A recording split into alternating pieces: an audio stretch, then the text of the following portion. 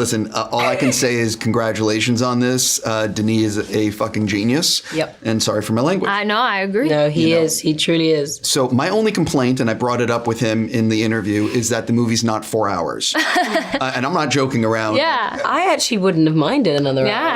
I could have kept going. Right. No, I'm being completely sincere, and he's never going to release any deleted scenes. I was peppering him. But I'm curious for both of you. Was there any scene in part 1 or part 2 or part 2 for you that you're sad didn't make the final cut that you filmed? I was in it so sparingly, I don't think they could kill me out. That's the best thing about playing. Can you imagine? That's the best thing about playing a supporting role. You're like, I really got to ace this scene because they're just going to snip me out. So I think I was relatively saved. I didn't. Yeah, I don't think anything. Not much. I can't think of anything that I was like, oh, I can't. That's the thing is, I think. I don't think there was space for that though. There like wasn't space there was for no that, space for any yeah. of the fat. Like that what we shot was what we shot, and there was nothing to get rid of. It was like, and anything that he probably did get rid of. Clearly, we didn't miss it. So, no. So he knew what he was doing, you know? Except for my 4-hour cut. Yeah. We'll get that. Right, exactly. So you see the shooting schedule. You know what's in front of you. What is the day you have circled in terms of, oh my God, I can't wait to film this? Or, oh my God, we have to film this? Oof. Yeah, I had a few of those.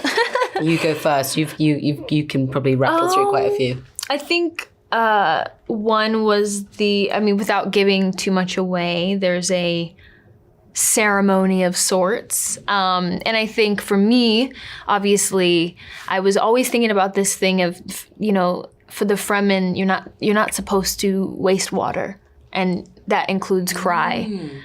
And so, and even Stilgar, and he says, you know, don't waste your water on the dead and things like that. So it's like wanting to evoke emotion, but not being able to cry. And what does that mean? Because I'm used to like, all right, well, let's just cry, you know? And how do you pull them back And in? how do you hold them right there and not let them fall, I didn't even think about that. That is very, very, that's intense. Yeah, and then you have to let them fall in a very specific moment. So you have to hold, and then they can only fall when the specific thing happens without giving things away.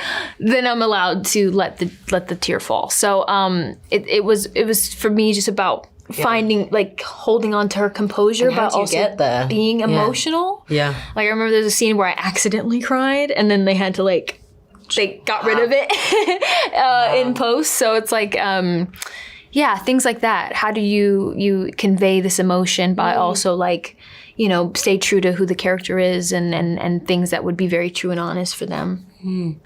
Those are the seeds. That's a good one.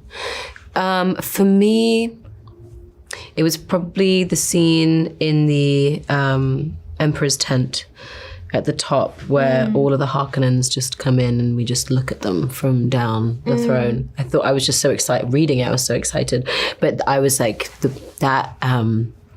that room is going to be intense. Yeah. And it's going to be amazing and exciting. But like, I was excited about that. Yeah. Those days. Yeah. And then I think one that I was nervous about, but that kind of really naughty, excited nervous was actually my first day shooting, which was the opening scene where she's reading the diary. I was dead terrified about that. I mean, first day. It's like, First and day. you guys were also like the first day of... Yeah, first day of the shoot. And also I knew that it was like the first page in the script. And I was like, wow, this is intense, knowing that this is going to be opening the movie. Right. So that was high pressure. You guys have done, switching to something else, you guys have done so many cool roles in your career already.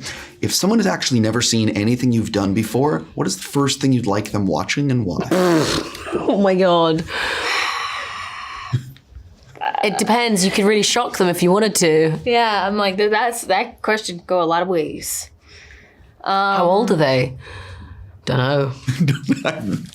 I think I'd start them off. I mean, I'd start them off where I start off. I was like, I have to give them a Disney Channel moment. That's good. I'd give, Get them cozy, get them cozy, have some fun, binge watch a few seasons. Yep.